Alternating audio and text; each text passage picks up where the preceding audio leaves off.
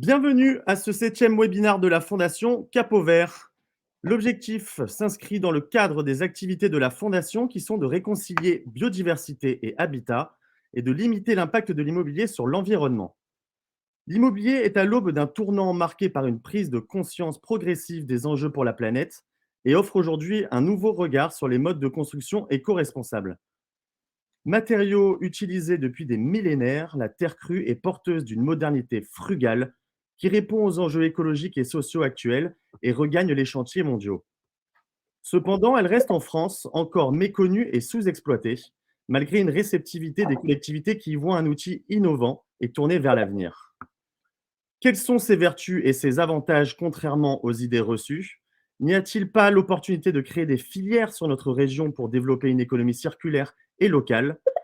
Pour y répondre, j'ai invité Pierre-Henri Coleman, étudiant en master 2 d'architecture à Lyon et auteur de son projet d'étude Terre de chantier excavée pour se réinventer, qui a reçu les félicitations du jury suite à un appel à projet de la métropole lyonnaise, et Messina Guikoumé, fondatrice et présidente de Messibat International et entrepreneuse à Aubagne. Tu es spécialisée dans la construction terre crue et tu as en effet déjà monté 2 entreprises. Tu es ici avec ton associé. Merci à vous 3 d'être ici. Pierre-Henri, va se présenter et nous expliquer les avantages de la terre crue ainsi que son utilisation dans la construction. Messina ensuite pourra nous parler de son parcours et nous éclairer sur les opportunités de créer des filières sur notre région. Pour les participants à ce webinaire, je vous invite à interagir avec nous sur le chat, à poser vos questions, à compléter nos réponses aussi. Toute participation est plus que bienvenue.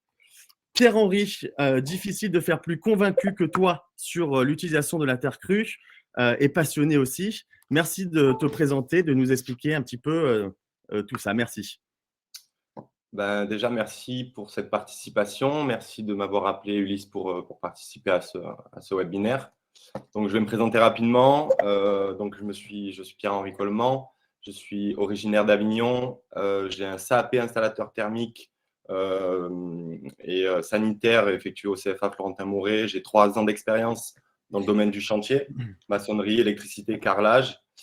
J'ai une formation de décorateur et de designer que j'ai effectuée par correspondance, qui m'a amené ensuite à faire un BTS design d'espace à l'ESDAC, à Aix-en-Provence. Et aujourd'hui, je suis en Master 2 en architecture dans le domaine d'études GeoArch by Design sur la thématique du développement urbain des îles fluviales de la vallée du Rhône à l'ENSAL, École nationale supérieure d'architecture de Lyon, dans lequel je suis en train actuellement de réaliser un mémoire et un projet de fin d'études qui questionne l'application de la terre crue en zone à risque.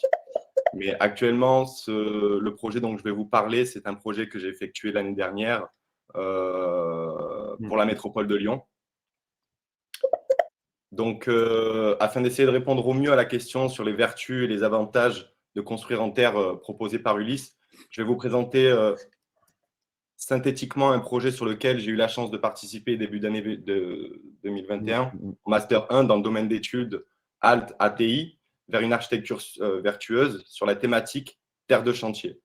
Un projet lancé par la métropole de Lyon, dirigé par Laurence Tanguil et encadré par deux professeurs de l'école d'architecture de Lyon, Estelle Morlet, architecte et ingénieur, et Paul Vincent, architecte associé à Renzo Piano pendant plus de 30 ans. Et nous avions aussi en partenariat l'industriel Terreal, représenté par Philippe Mallet. Donc, nous étions une équipe, un groupe de 10 étudiants, donc 5 en formation initiale et 5 en formation professionnelle continue, ce qui a permis un mélange des savoirs et de générations, accompagné de 2 autres professeurs, donc Corinne Vidrine, qui était enseignante-chercheur. Donc, son axe de recherche sont les processus de réemploi dans la conception architecturale et dans l'appropriation spatiale. Et Stéphane Courtex, architecte DPLG et docteur en psychologie clinique. Donc, un petit point de départ. Donc, pourquoi ce sujet?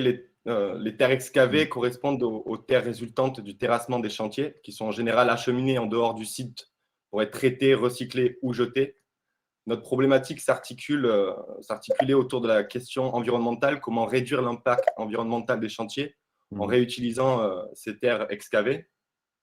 Donc, ce sujet n'est pas nouveau, hein. Le projet Cycle Terre, porté par un certain nombre d'acteurs professionnels et politiques, s'est déjà emparé de cette problématique en proposant de réutiliser les terres de chantier à la manière d'une économie circulaire. Donc, excavation, tri, stockage, production, construction, etc. Et donc, nous avons souhaité nous inspirer de ce projet pour conceptualiser le nôtre. Mhm.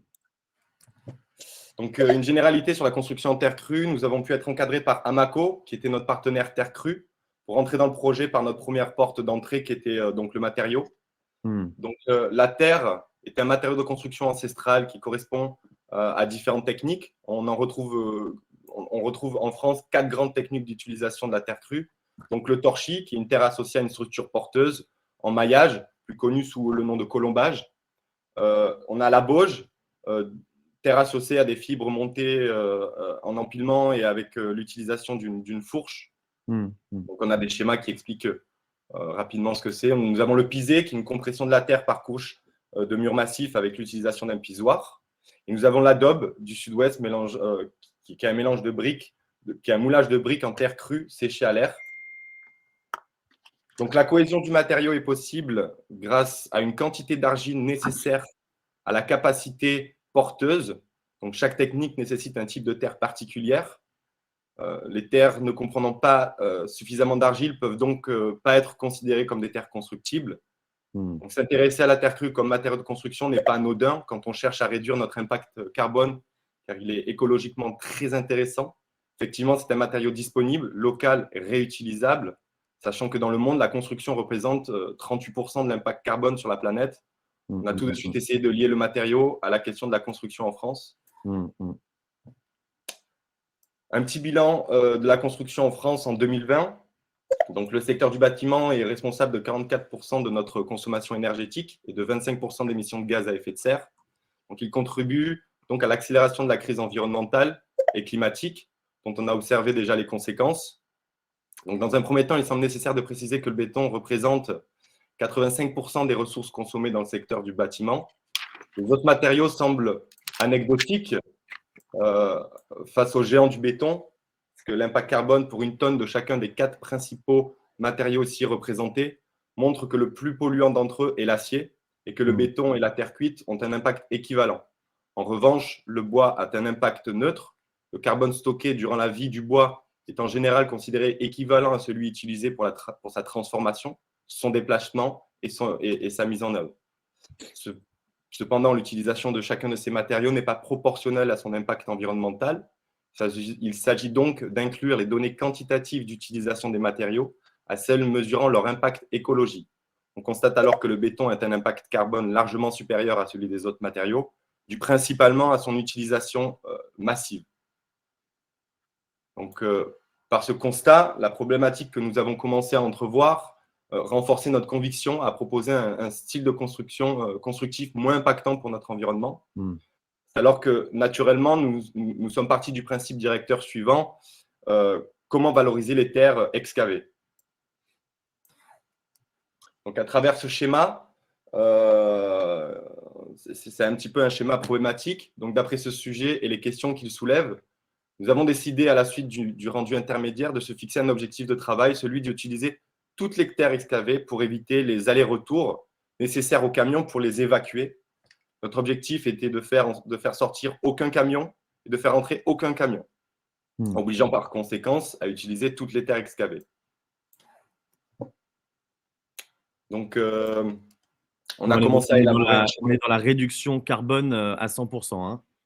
Exactement.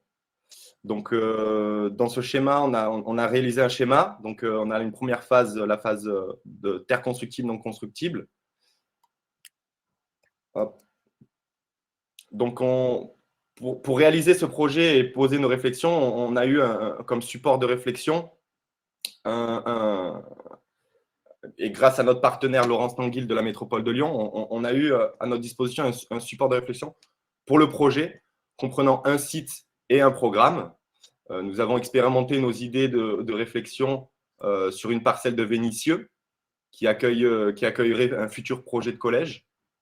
Donc, la ville de Vénissieux est située au sud-est de Lyon et elle accueille une population jeune et précaire. Donc, la parcelle qui nous est proposée est longée au nord par l'avenue Trépassante de la République Et au sud de la parcelle se trouve un parc composé de divers résineux feuillus, inscrits comme espace végétalisé à valoriser au PLUH. Donc, pour ce faire, commencer à développer, à comprendre en fait ce que c'est qu'un collège et comment ça fonctionne, on a fait une analyse sociologique. Donc, la priorité dans nos processus créatifs était de nous focaliser sur les personnes qui gravitaient autour du collège, notamment les collégiens et leurs pratiques. Les termes qui revenaient souvent et essentiellement à partir de nos enquêtes sont le sport, la détente, le partage, la culture et la complicité. Ce qui marque particulièrement notre attention, c'était de constater l'envie des élèves à se rapprocher de la nature, de s'en approprier, de la respecter et surtout de participer à des ateliers encadrés par le collège, de jardinage, de jeux, de zones de détente directement liées avec la nature.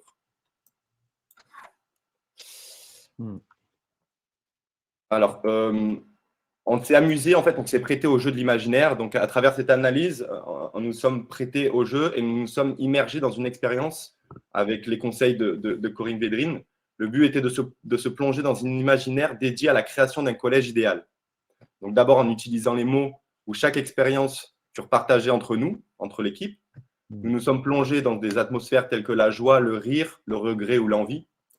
Et ensuite, nous avons modelé nos paroles avec la terre que nous avons excavée sur la parcelle convoitée pour rentrer, en fait, toucher la matière avant tout. Donc, phase 1, analyse des terres. Donc, terre à disposition. Donc, on a répertorié quatre lieux sur la parcelle sur lesquels nous avons retiré des terres. Je ne vous ai pas montré toute la partie technique. Mais je vais vous montrer en fait ce qu'on a retiré de tout ça. Donc, à travers l'ensemble de ces réflexions, un grand nombre de choix de techniques de mise en œuvre sont venus spontanément. À partir de l'implantation proposée par la métropole de Lyon, nous avons d'abord quantifié le volume de terre que nous avions à disposition. Donc, 3440 mètres cubes en tenant compte du foisonnement. Et après répartition, 2752 mètres cubes de terre constructibles et 688 mètres cubes de terre non constructibles. À partir d'un conditionnement de la terre, cela nous a permis de bien différencier les terres constructibles ou non. Et c'est à partir de cette étape que nous avons réparti des techniques de mise en œuvre. Donc, projet 1, les terres constructibles. Projet 2, les terres non constructibles. Donc, à partir de toutes nos analyses, nous avons fait le choix d'expérimenter 2 projets. Un en terre constructible, comme je le disais, et un en terre non constructible. Et nous avions également l'objectif de revaloriser l'ACV d'une filière brique, donc l'analyse du cycle de vie. Le premier projet utilise les terres constructibles et se base sur le principe de l'adobe moulé. Pierre-Henri, on a juste une question. Est-ce que tu saurais répondre à celle-ci? Comment savoir si la terre est réutilisable? Comment savoir si la terre est réutilisable? Après une analyse. Justement, Amaco est un partenaire plus que principal parce qu'en fait, c'est un regroupement d'ingénieurs qui font l'étude des sols pour savoir en fait de quoi elle est composée, si elle est polluée ou pas, et comment on peut construire avec. Voilà. Ok, donc il y a une étude qui est faite avant par une entreprise spécialisée qui donne son… C'est ça. Okay. De toute manière, quand vous réalisez en France, je parle en France, quand vous réalisez un projet en terre, souvent on fait appel à ce genre de partenaires. Donc il y a Amaco, certainement qu'il y en a d'autres. Et moi, je vais parler d'Amaco parce que j'ai travaillé avec eux. Et voilà, on les appelle. C'est une question un petit peu d'assurance. Ça permet de savoir comment. Est-ce qu'il faut aussi rajouter de la terre d'ailleurs? Est-ce qu'il faut rajouter de l'argile ou pas? Voilà, c'est ça. Amaco, comment tu l'écris? A-M-A-C-O.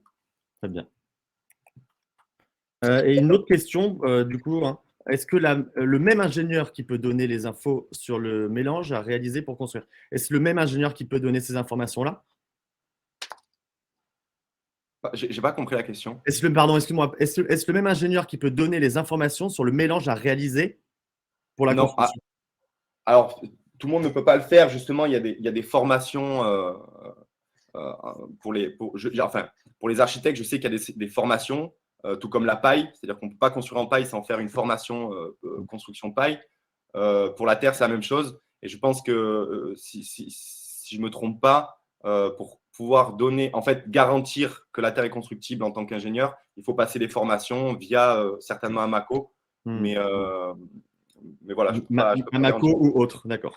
Amaco ou autre. Ou il y a Cratère aussi, vous pouvez vous avancer vers Cratère. Alors après, il y a d'autres questions qui vont venir ensuite, mais normalement, on pourra peut-être y répondre par la suite de la présentation. Puis Henri, je te laisse continuer ta présentation. Normalement, tu auras la possibilité de répondre aux autres questions qui arrivent. Pas de souci. Donc, à partir de nos différents diagnostics sociologiques, urbains ou encore analyse des terres, nous avons pu définir un projet que l'on souhaitait modulable pour permettre aux enfants de pouvoir le modifier à chaque année au cours d'un atelier, par exemple. On le voulait ludique pour que ce soit simple à assembler et multifonctionnel pour créer des murs plus ou moins ajourés, créer du relief, créer des assises extérieures ou intérieures au collège. Donc, si on regarde l'implantation de ce projet, si l'on regarde l'implantation de ce projet, il peut aussi bien être utilisé pour des murs de clôture que pour des modules dans la cour. Il n'y a pas de réelle en fait, orientation prédestinée, si ce n'est qu'il faut éviter les zones humides. Donc, pour le développement du projet, nous avons en effet abouti à cette forme plutôt carrée, assez ludique, de 20 par 20. Pour l'assemblage, nous avons opté pour 4 trous qui permettaient une certaine flexibilité de l'adobe. Ces trous accueillent des tourillons qui maintiennent les adobes entre elles.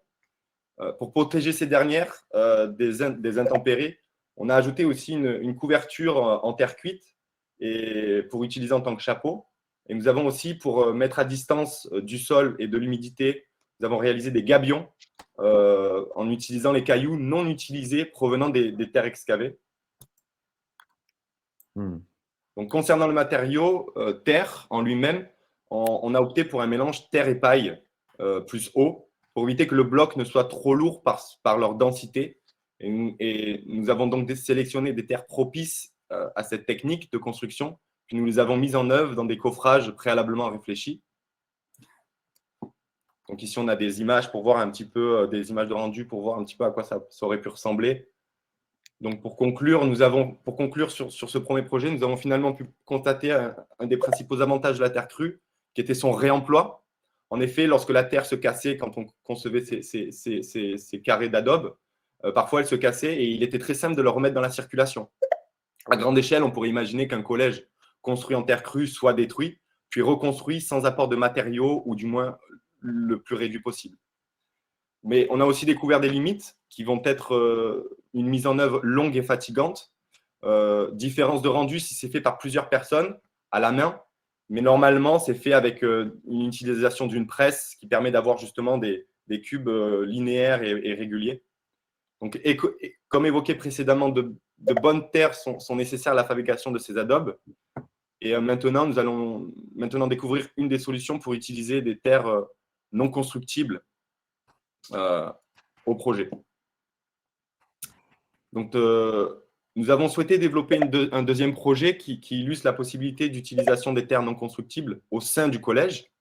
Pour cela, nous avons choisi de lier les terres excavées et les terres cuites pour à la fois réduire l'impact environnemental du chantier, mais aussi pour réduire l'impact environnemental de la terre cuite, en utilisant en guise de support de remplissage des terres pour ajouter de l'inertie au bâtiment. La parcelle du projet étant prise entre deux, avec au nord un espace tertiaire, comme on peut voir sur les images de la diapo. Donc au nord, un espace tertiaire très minéral et au sud, un espace plus résidentiel, plus végétalisé. L'idée de mixer ces deux matériaux unit ces deux espaces, du coup. Donc, deux questions se posent à nous. Comment utiliser la terre cuite et la terre non constructible judicieusement dans un mur? Et comment tirer parti des avantages de la terre cuite et de la terre non constructible au sein d'un mur? Donc, la terre cuite a son intérêt en façade extérieure pour sa pérennité. Pour la façade nord, l'avenue de la République est très passante et très polluante. Donc, la terre cuite est idéale pour garantir son faible entretien et faire perdurer une façade propre et accueillante. Donc, en témoignent les briques de la Cité internationale qui sont toujours en état après presque 30 ans. Cité internationale qui se situe à Lyon. Donc, et les terres excavées, par contre, sont plus intéressantes à l'intérieur du mur pour que leur inertie apporte un réel confort d'usage. donc le développement du projet. Dans notre projet, ces deux matériaux s'insèrent donc dans un large mur composé de plusieurs couches, donc principalement d'une BME hauteur d'étage, un isolant biosourcé, une brique à bancher remplie de terre et d'un enduit terre de finition à l'intérieur. Ainsi, le mur étant très épais, il réinterroge la tendance actuelle de construire des murs de plus en plus fins pour avoir le plus possible de surface de plancher. Il a le contrebalancement, il contrebalance en montrant qu'il peut du coup devenir un support d'autres fonctions, ce mur, propice et d'usage. Déjà, comme introduit en avant, en accueillant le plus de terre non constructible à l'intérieur du mur, et il réduit du coup l'impact du chantier. Il apporte aussi également un réel confort thermique par sa plus grande inertie et isolant, et il peut aussi devenir une protection solaire. L'appui de fenêtre étant à hauteur d'assise, il devient un espace de repos pour les collégiens et permet d'accueillir différents usages selon sa disposition dans le projet. Ainsi, au nord, une protection solaire n'étant pas utile, la fenêtre peut donc se placer au nu extérieur et laisser une large épaisseur d'assise qui invite les élèves à s'y prélasser, par exemple. Et par exemple, dans le hall d'entrée, où les places sont souvent rares. À l'inverse, au sud, une fenêtre au nu intérieur bénéficiera d'une protection solaire par l'épaisseur même du mur. On parle de quelle épaisseur, s'il te plaît, Pierre-Henri, de mur? En termes d'épaisseur, on est à peu près sur du 60-70 cm. Tu as parlé de briques à bancher. Oui. Est-ce que tu peux nous en parler un petit peu plus? Alors, ça va venir sur les expérimentations. On va voir des images de ce dont à quoi ça ressemble. Donc, je termine sur cette diapo et je vous montre ça. Donc, du coup, le fait d'avoir en fait à l'inverse au sud une fenêtre au nu intérieur bénéficiaire d'une protection solaire et cette ouverture peut devenir aussi une assise dans la cour. Donc, ce projet a l'intérêt d'évoluer avec d'autres principes que l'orientation, bien évidemment. Par exemple, la BME peut être modifiée pour végétaliser la façade pour répondre aux rêves naturels des élèves au sein du collège. Hop. Donc ici, on a quelques photos d'une expérimentation. Donc, la brique BME hauteur d'étage, c'est une brique qui fait environ 2 mètres de haut sur à peu près 15-20 cm d'épaisseur et qui est alvéolée à l'intérieur. Donc, ceci, en fait, sur ces briques-là, on était venu créer des zones pour végétaliser les façades avec un système de circulation de l'eau. Ensuite, on avait un isolant, bien évidemment, en fibre de bois. Et ensuite, on avait donc des briques à bancher en terre cuite. Donc, les briques à bancher en terre cuite, il faut imaginer un moellon en béton, mais qui est là, en fait, en terre cuite, qu'on est venu empiler pour créer le mur intérieur de l'espace et qu'on a scellé au mortier de terre. Donc, il y a de l'eau, de la terre. Et ensuite, on est venu remplir ces briques-là de terre qui n'étaient pas constructibles, qui n'étaient pas propices à la construction. Donc ici, ce sont les élèves de l'école. C'est vous, voilà. Les 10 étudiants, ouais. Donc, on a eu la chance de pouvoir expérimenter nos différents projets sous la forme de prototypes aux grands ateliers de l'île d'Abo. Voici un petit retour en images de ces deux week-ends. Donc, ça a duré 2 week-ends. Donc, on avait 4 jours pour réaliser ces prototypes. Donc, ça a été assez rush. Donc, le premier week-end, nous nous sommes concentrés sur la fabrication des adobes. Donc, la création d'un moule pour travailler à la chaîne. Donc, on peut le voir sur les images du haut, ce coffrage. Car nous avions la contrainte aussi de laisser la terre sécher le plus longtemps possible. Et le second week-end, nous nous sommes concentrés sur la fabrication du mur mixte avec la mise en place du prototype en terre crue. C'était intéressant de se confronter directement à la mise en œuvre de nos idées, de nos projets, parce que ça nous a permis de nous rendre compte de pas mal de choses. Le poids des matériaux, la main-d'œuvre nécessaire et surtout la question des plannings. En tout cas, tu as des félicitations des participants, en plus des questions qui fusent un petit peu, notamment, je me permets de t'en poser une. Quel est l'intérêt de remplir les briques de terre, car la terre n'apporte pas d'isolation supplémentaire? Est-ce pour l'inertie? Tout à fait. Tout à fait. Ah oui, alors effectivement, la terre n'est pas un isolant thermique, mais elle a une très très belle inertie. Hmm. Donc le fait de Et rajouter en fait, parce que la brique a sa propre inertie, sachant qu'il y a de l'air à l'intérieur en plus, mais le fait de rajouter en fait de la terre non constructible à l'intérieur, ça agrandit justement l'inertie. d'accord.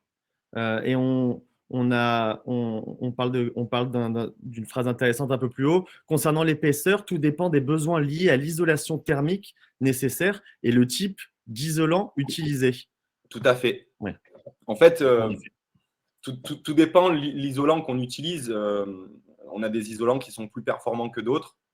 On a utilisé, nous, la fibre de bois parce que c'est en même temps, c'est ce qu'on avait sur place. Donc, voilà, on a fouillé aux grands ateliers ce qu'il y avait de côté et on a vu qu'on avait de l'isolant fibre de bois. On a utilisé la fibre de bois Hmm. et on a essayé de faire l'épaisseur relative à la norme indiquée par la norme isolante, quoi. Hmm. Donc, Ah oui. on fait un petit bilan d'analyse du cycle de vie et on passe à la conclusion, si vous voulez. Je t'en prie. Donc, parce que ça, c'est une partie qui est assez importante. Donc, l'ACV, l'analyse du cycle de vie. Donc, sur cette diapo, la décision de ne faire entrer ni sortir aucun camion de terre du chantier vient de notre propre volonté de diminuer l'impact environnemental de ce dernier. Donc, les analyses du cycle de vie que nous avons réalisées nous ont conduit à un constat que l'évacuation des terres du chantier était responsable d'une émission de CO2 équivalente à 4,5 fois le tour de la Terre en voiture et d'une consommation énergétique équivalente à la consommation annuelle de 17 familles de 4 personnes. Donc, plus précisément, les murs réalisés de manière courante en voile béton ont un impact de 106 kg de CO2 par mètre carré contre 95 kg de CO2 par mètre carré pour les murs en terre hybrides. Donc, cependant, si les prototypes réalisés permettent une réduction modérée de l'impact environnemental des composantes du projet, ils permettaient également d'éviter les émissions et la consommation résultante de l'évacuation des terres de chantier. Le scénario proposé ici implique la revalorisation de toutes les terres de chantier. Donc, l'impact de leur évacuation ne s'ajoute pas à l'impact des murs terre crue et terre hybride, comme il s'ajoute par exemple au béton. Ainsi, on constate qu'en cumulant les émissions de CO2 résultant de l'utilisation mur-béton, il existe un écart de 19% à celle d'un mur en terre hybride et de 70% avec le mur en terre crue. Une modification donc significative qui a le mérite sinon d'être mise en place, au moins d'être explorée avec une attention toute particulière, afin de poursuivre un objectif de construction plus responsable et respectueux de l'environnement. Donc, pour conclure, le projet présenté montre des usages appliqués au collège. Ce sont des choix de notre part, mais ils peuvent tout à fait évoluer pour d'autres choix, d'autres programmes. L'idée de ce projet, finalement, est de proposer un catalogue constructif permettant d'utiliser toutes les terres excavées. C'est ce qu'on a voulu synthétiser avec ce schéma de conclusion. Le raisonnement que nous avons mené lors de ce semestre est applicable à tout projet, tout chantier, tout programme. C'est lui aussi une sorte de boucle circulaire qui permet de faire des allers-retours entre les composants d'un projet, donc le site, le programme, la ressource, la technique, jusqu'à atteindre l'objectif fixé. Puis finalement, d'une idée qui semble au départ peut émerger plutôt simple au départ, elle peut émerger tout en un nouveau raisonnement dans la façon de concevoir. Et ici, nous nous sommes basés sur l'implantation pour réduire les quantités de terre. Mais ça peut être l'inverse. Et ça peut être aussi de définir les quantités de terre nécessaires pour définir une implantation. Pour terminer, les deux prototypes ont été présentés devant la métropole lyonnaise, une présentation qui a soulevé de nombreuses questions, comme la notion de temporalité, donc par rapport au temps de séchage. Mais cela n'a pas empêché les félicitations du jury. Les prototypes devaient rester 2 semaines exposés à la métropole, mais au final, la métropole souhaite les conserver pour pouvoir les présenter aux futurs architectes qui répondront à l'appel d'offres. D'accord. Hop. Voilà, merci de votre attention. Vous avez le bonjour de Thibaut. Pierre-Henri, merci beaucoup et félicitations pour ce projet-là qui est très intéressant. On m'a demandé d'ailleurs si tu pouvais le rendre disponible. Certains voudraient l'avoir peut-être plus en détail. Euh, Oui. on, on mettra ton mail, tu pourras peut-être du coup communiquer avec les intéressés. Il y a quand même quelques questions qu'il faut que je te pose. Peut-être que tu pourras y répondre ou peut-être que ce sera plutôt à Messina et à son associé qui sont plus sur le terrain, qui sont des entrepreneurs. Tu as montré un travail de fond, tu es quelqu'un de passionné, je dirais presque utopiste. Tu as choisi d'en faire ta spécialité, d'en faire tes ambitions. La réalité du terrain est visiblement assez complexe, mais tu as réussi à séduire une collectivité, pas n'importe laquelle, la métropole de Lyon. Est-ce que nous, dans notre région, nous allons réussir à démocratiser ce procédé-là? C'est ce qu'on va voir par la suite avec Messina et son associé. En tout cas, on me demande quel est le prix au mètre carré. Est-ce que tu veux t'y engager ou est-ce qu'on laisse cette réponse à Messina? Je pense que je vais laisser la réponse à Messina qui est beaucoup plus au contact sur le chantier. Bien sûr, C'est d'accord. vrai qu'en études, on a encore la chance d'avoir cette partie un peu rêveuse. Hmm, Donc, bien sûr. donc voilà, c'est pour ça que nous, on n'a pas pris la question économique, parce que si on commençait à prendre la question économique, on aurait été restreint à beaucoup de réflexions. Hmm. Bon, en tout Voilà. cas, face aux idées reçues, on est censé quand même se dire, est-ce que c'est plus cher ou est-ce que c'est moins cher quand même? Est-ce que d'après toi? Bah, si on considère, si dans un devis, on prend en considération le fait qu'on fait venir un camion et qu'on le fait repartir, voir combien ça coûte les allers-retours d'un camion, sachant que on a des personnes comme Nicolas Meunier, qui est un maçon-piseur, qui a réalisé l'orangerie Hmm, sur la Confluence, qui lui propose justement de construire, euh, euh, limite d'industrialiser sur place le matériau. C'est-à-dire que sur le chantier, hmm. il réalise ses D'accord. Ça, modules. ça répond Donc, à plusieurs questions. réduire, Est-ce que la Terre est cuite sur place? non, pas du tout. La terre n'est pas cuite sur place. C'est justement la terre cuite, c'était un partenaire Hmm, qui justement s'aperçoit qu'il y a du changement. C'est un partenaire Terreal, donc un industriel qui s'aperçoit qu'il y a du changement et qui souhaite justement assimiler la terre crue à la terre cuite. Donc, quand on a une métropole et un industriel qui commence à se poser des questions sur le matériau et sur ce qui est le devenir du chantier, je pense qu'il y a une évolution qui d'accord. va être longue, un processus long, mais ça, voilà. Est-ce que pour toi, la réduction de l'impact carbone avec l'utilisation de la terre crue, elle prend en compte la cuisson de la terre crue? C'est pour répondre à une des questions posées. Est-ce que cuire la terre rentre dans le bilan de Tout à l'impact fait. carbone? Tout à fait. C'est-à-dire que quand on va faire un cycle d'analyse de vie du matériau, on prend tout ce qui est en considération. Il y a des vidéos très intéressantes justement sur le bilan carbone pour ceux qui ne connaissent pas. Moi, c'est ce que j'ai fait pour savoir Hmm, exactement ce que c'était que le bilan d'accord. carbone et comment une société fait un bilan carbone. Voilà, on prend tout ce qui est tout ce qui Hmm, émet du carbone. d'accord. Donc, une terre cuite, on va prendre on va même jusqu'à aller prendre le camion qui a amené, par exemple, la terre cuite sur le site. D'accord. Et une question me plaît bien. On parle de ces avantages. On n'a pas parlé d'avantages esthétiques. On n'a pas vraiment parlé de l'esthétisme. Est-ce possible d'apporter une teinte colorée à la terre tout en restant respectueux de l'environnement? Tout à fait, en utilisant des pigmentations de couleurs naturelles. Voilà, par exemple, moi, dans mon projet de PFE, je souhaite réintégrer une agriculture qui s'est perdue à Avignon, qui est la garance. Et la garance était une fleur qui permettait, on utilisait sa pigmentation de couleur rouge pour faire les habits de l'armée française à l'époque. Et moi, j'aimerais réutiliser cette agriculture dans mon projet et d'utiliser justement cette pigmentation de couleur pour Hmm, l'intégrer dans mes murs qui seront en torchis, donc pour pouvoir faire des enduits.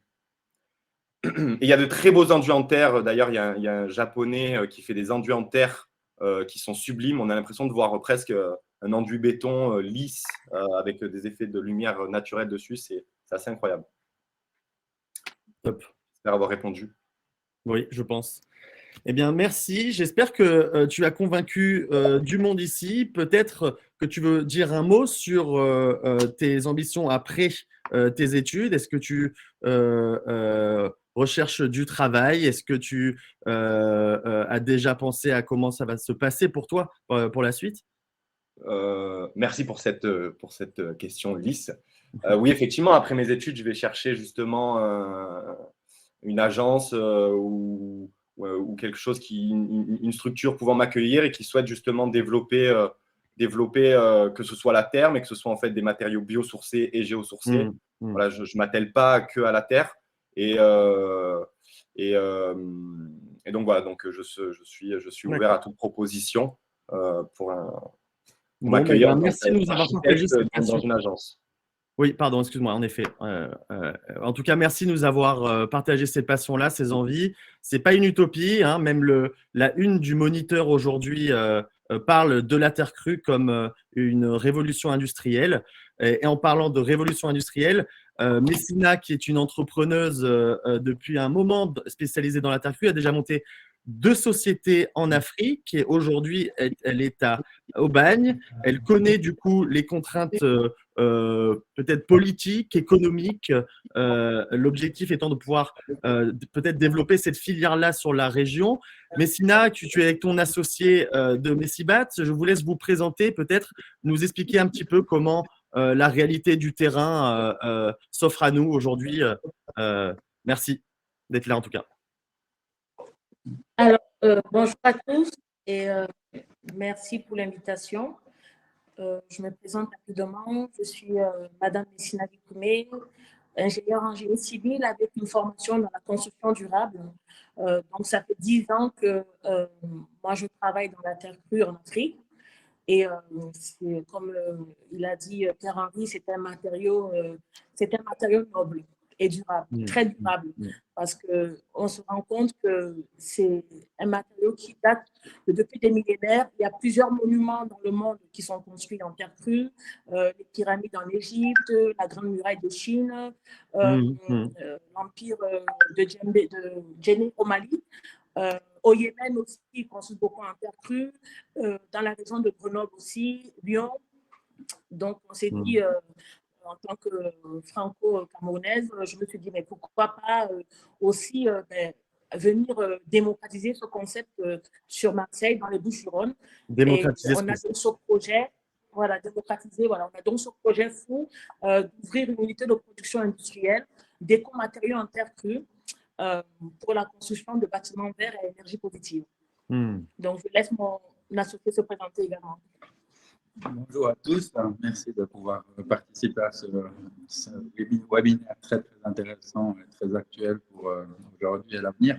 Mon nom est Ronald Barat, donc je suis associé de Messibat International France. À la base, je n'ai pas du tout une expérience dans la construction, mais depuis maintenant 8 ans et plus, j'ai rejoint Messibat qui a déjà été en effet actif en Afrique avant. Voilà, dans la terre crue, nos spécialisations, moi je suis expert en terre crue et aide expert. On fait surtout bien sûr de la brique et du pité, de la brique en terre compressée, pas forcément stabilisée, on en a parlé tout à l'heure, c'est pas forcément la meilleure solution c'est pas forcément la meilleure solution, apparemment on n'entend pas très bien. Oui, tout à fait, c'est ce que je voulais pas vous couper. Voilà, excusez-moi, c'est pas forcément la meilleure solution de toujours stabiliser, compresser, ça suffit très bien. Et on fait aussi des enduits et des pieds. Voilà, en gros. Eh ben, écoutez, merci d'être là tous les deux. Voilà, pour reprendre un petit peu la trame logique qui était de présenter la terre crue, ses utilités, ses avantages. Aujourd'hui, l'idée étant de pouvoir essayer de démocratiser ce procédé-là dans notre région, en tout cas partout. Comment se fait-il que des collectivités comme Lyon soient déjà convaincues de son utilité? Et aujourd'hui, comment pouvons-nous, quelque part, séduire notre collectivité Messina? Toi qui connais un petit peu plus la réalité du terrain, peux-tu nous parler de cette réalité-là, peut-être nous expliquer un petit peu l'effervescence actuelle industrielle présentes sur le territoire? Est-ce qu'il y a des entreprises qui ont déjà commencé à produire de la terre crue? Vers qui faut-il se tourner? Quels sont les intérêts peut-être économiques à utiliser cette terre crue, en tout cas de manière plus technique, dans la construction? Voilà. D'accord. Alors, je ne sais pas parce que je vois sur le chat que c'est inaudible. Donc, est-ce Oui, que tout le monde entend bien? moi je t'entends bien. D'accord. OK. Donc, On n'entend rien. déjà, je pense qu'il y a un travail de… Messina, est-ce que par hasard tu aurais des écouteurs peut-être à brancher? Je sais que c'est un petit peu ces dernières minutes. Jusqu'à maintenant, en tout cas, quand on discutait, ça marchait très bien. Là, pour l'instant, personne n'est convaincu. D'accord. Merci et désolé hein, désolé pour ce petit souci technique.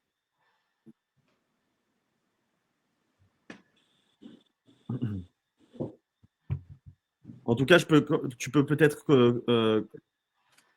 commencer un petit peu ton argumentaire là-dessus pour ceux qui t'entendent, en tout cas. Il faut allumer.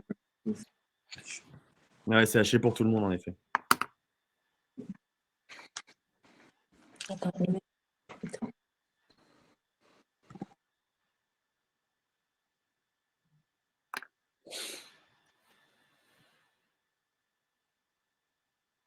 Allez-y, allez-y, je vous en prie, parlez pour voir si ça se passe mieux. Ah, vous avez un casque, c'est parfait.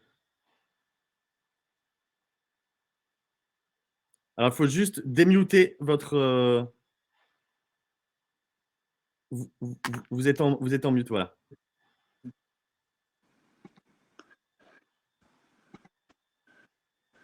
Allez-y, je vous en prie.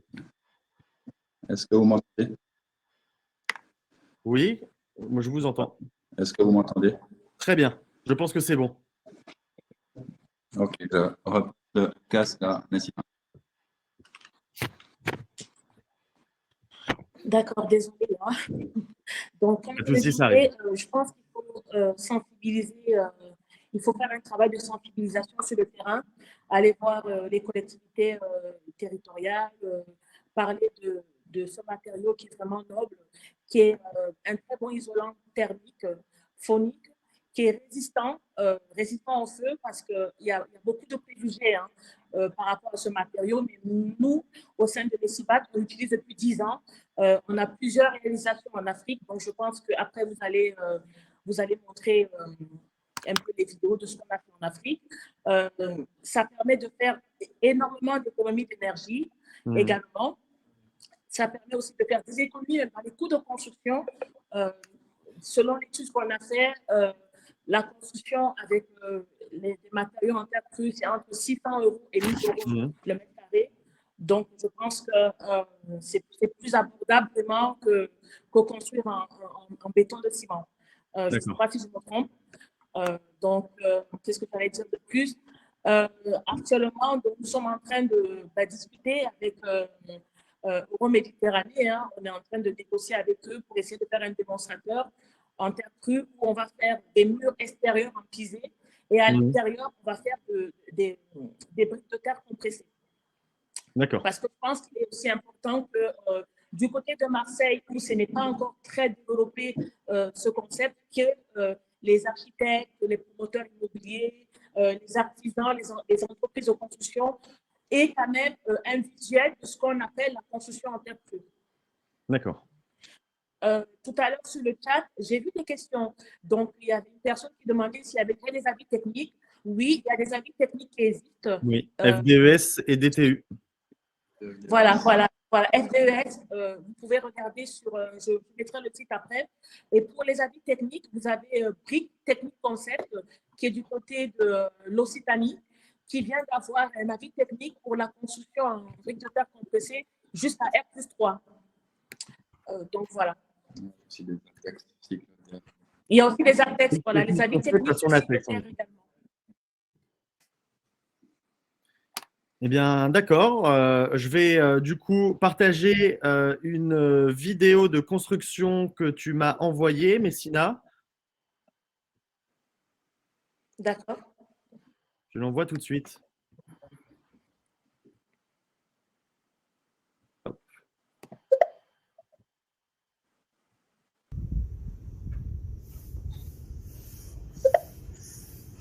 que je te laisse commenter au besoin.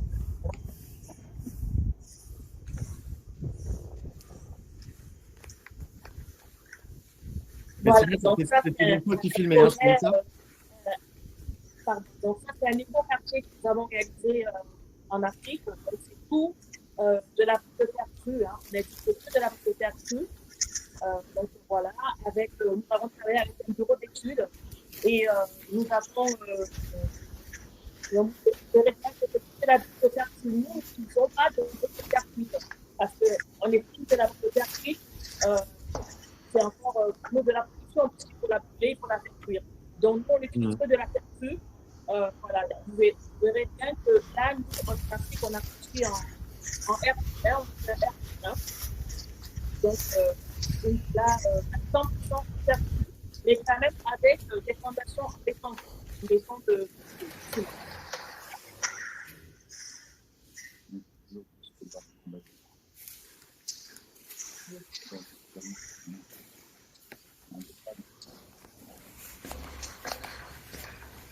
Voilà, je vous laisse regarder un peu. Donc, avec les bâtiments en terre crue, on peut très bien faire. On peut aussi voilà, on peut faire des entrées en terre crue dessus. Donc, voilà, c'est vraiment un matériau qu'on peut facilement travailler. Et c'est très bon aussi. Hein. On peut tout faire avec. Nous, par exemple, en Afrique, on est en train de construire actuellement un hôtel. C'est un R+3 avec de la terre uniquement, mais effectivement avec de la fondation en béton. Béton.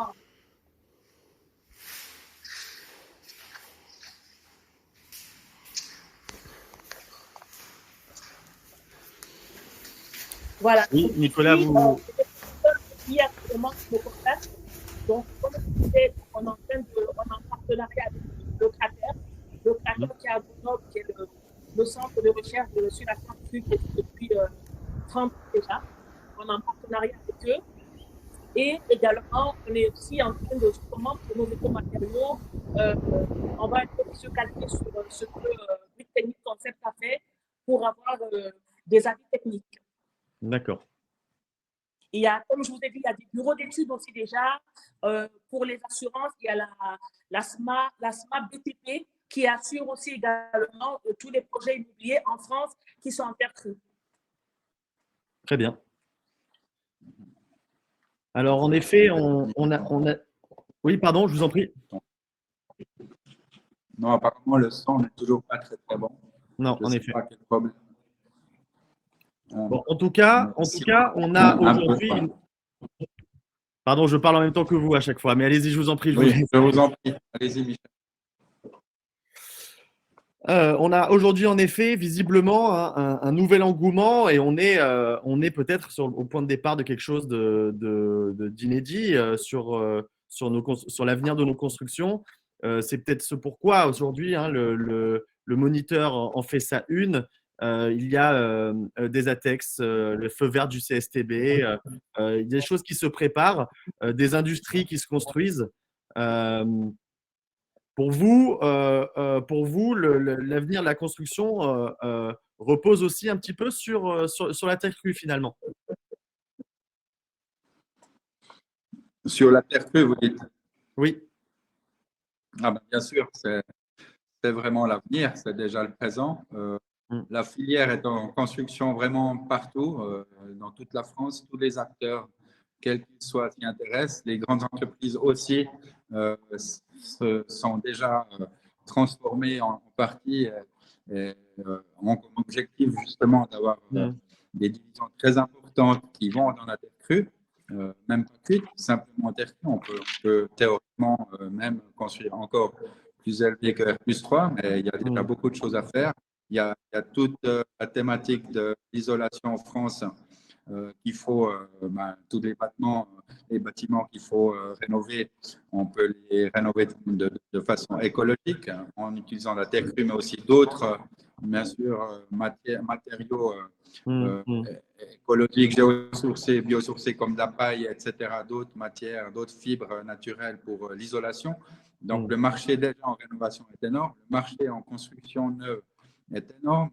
Le marché en fait de prendre en fait les terres pratiquement gratuites C'est souvent le cas d'excavation lors de terrassement qui sont, comme l'a expliqué Pierre-Henri tout à l'heure, chaque fois analysés au niveau local, puisque la part d'argile dans la terre, elle est variable, mais on va tout de suite, on va à chaque fois l'adapter avec ce qu'il faut, comme par exemple le sable et différents diamètres de gravier, voire cailloux, pour l'utiliser en brique ou en terre crue pour le piser. Donc, tout cela, le potentiel est énorme. Et on peut le faire partout localement, gratuitement. Ça participe à l'économie en plus locale, donc à la Oui, circulaire. création d'emplois, vous voyez, d'emplois verts, non seulement, mais à l'économie d'une manière plus large. C'est-à-dire que nous, on fait un transfert de savoir-faire envers non seulement les personnes qui vont nous construire avec nous les maisons et les différents types de bâtiments,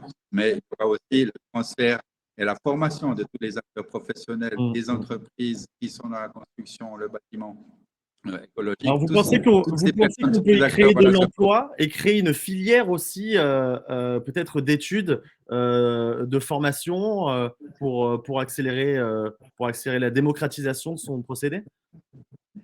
Bien sûr, il y a déjà beaucoup de formations qui existent dans tout le domaine, donc tout ça se développe vraiment très rapidement. Et en effet, il y a quand même pas mal d'idées reçues là-dessus. Est-ce que ce matériau-là, il peut résister à la pluie? En effet, il y a la problématique de l'eau sur la terre crue. Oui, tout à Comment fait. dire? Oui, oui. Il y a beaucoup de préjugés qui sont bien sûr négatifs, mais ce n'est pas vraiment néfaste pour la continuation du développement de toute la filière en terre, parce qu'en fait, c'est un défaut d'information. C'est la même chose, pas seulement en France, en Europe ou je dirais dans le monde entier, c'est qu'il y a encore beaucoup de personnes qui simplement ne savent pas que la terre crue, non, est en fait très solide. Même la terre crue compressée, on fait après pour avoir, parce que c'est un bâtiment, les bâtiments en terre crue sont des bâtiments un peu, bien sûr, différents de conception qu'on utilise en béton ou en parpaing. C'est des bâtiments qui vont durer des centaines d'années, mais bien sûr, il y a une certaine forme d'entretien à faire. C'est pour ça qu'on va faire, typiquement, on dit, on leur met des bottes et puis un chapeau. Donc là, on va faire, comme vous le voyez sur la photo, là, il y a toujours un soubassement qui reste en béton en bas d'un mur en terre crue pour éviter les ruissellements. Mais on va aussi faire souvent des avancées de toit, si c'est possible, bien sûr, au niveau de la réglementation, qui permettent d'éviter le ruissellement sur le haut du mur, tout en haut, sous le toit, afin que celui-ci ne se dégrade, ou il ne va pas se dégrader, mais il va en effet, au fil des années, de 10, 20, 30 ans, peut-être s'user. Mais ce n'est pas un problème, parce que c'est une construction vivante qu'on peut entretenir sans problème. Et c'est là aussi un peu la différence entre les constructions traditionnelles, c'est que nous utilisons de la terre qui sera, après, je dis 1000 ans, d'accord, si on ne veut plus du bâtiment, on va le détruire, on va réutiliser la terre. Et comme on n'a pas mis d'adjuvant, tel que par exemple le ciment ou un autre adjuvant, eh ben, on va pouvoir réutiliser la terre. Donc le cycle, l'analyse du cycle de vie complète, le cycle de vie de la terre est perpétuel. Donc ça, c'est aussi un avantage. Maintenant, il y a tous les autres avantages de la terre, qu'elle soit brique ou pisée. Vous avez surtout l'inertie qui est très, très grande. On a l'hygrothermie, on a la régulation de la température intérieure, extérieure, soit en été, soit en hiver. Les insectes aussi. Les insectes aussi. Ce n'est pas pourrissable. C'est aussi bon pour le son. Donc, ça vous prend 50 décibels. Si un avion passe pas très loin, vous entendez, vous allez l'entendre beaucoup moins. Voilà, il y a beaucoup d'avantages pour la santé qui sont bien sûr très importants. Et il y a bien sûr des avantages écologiques, puisque tout le cycle, vous allez prendre la terre localement sur place. Vous allez, comme Nicolas Meunier l'a fait pour Lyon, par exemple, ou d'autres de ces projets magnifiques, transformer donc, avec la machinerie sur place, localement, sur le chantier même, préfabriqué, par exemple, pour morceaux de pisé. Et puis, donc, vous, par exemple, vous diminuez, vous évitez carrément tout transport qui sera nocif en CO2. Voilà, il faut rappeler, comme Pierre-Henri l'a dit, au niveau mondial, oui, la construction traditionnelle est responsable en effet d'environ 38 à 40% des émissions de CO2, de, par exemple, 37% oui, de la consommation d'énergie et aussi 40% des déchets mondiaux qui restent. Donc, ça veut dire qu'en fait, c'est un immense potentiel. La terre crue est un immense potentiel puisqu'on voit que le bâtiment est tellement important. Donc, c'est vraiment une option et une filière et des filières à développer. Tout à fait. Et Pierre-Henri, notamment, va faire la suite de son mémoire pour les constructions de terre crue en terre inondable. Bon, il est peut-être un peu trop tard pour se pencher sur le sujet. Peut-être que ceux qui voudront en savoir plus et avoir accès à ton projet d'études pourront te poser ces questions-là. En tout cas, c'est ambitieux et tout à fait réaliste. Il y a des questions plutôt techniques que je vous pose à tous. Y a-t-il un délai de validité de la terre suite à X pluie, par exemple, telle une toiture qui est généralement refaite toutes les 30-50 ans? Quelqu'un peut y répondre? Oui, en effet. Bruno valide, tout à fait. Vous voulez que je reprenne la question, pardon? Oui, tu peux répéter la question, s'il te plaît? Tout à fait. On me pose une question de hauteur. Y a-t-il un délai de validité de la terre suite à X pluie, par exemple, telle une toiture qui est généralement refaite tous les 30-50 ans? En effet, moi non plus, je n'ai pas vraiment compris la question, je suis navré. En fait, si je pense comprendre la question. En fait, un mur en terre, dans tous les cas, il a toujours de l'humidité à l'intérieur. Même s'il fait des sécheresses, il peut faire sec, très sec, ce sera toujours humide à l'intérieur. Justement, c'est ce qui fait justement que ça se structure ensemble.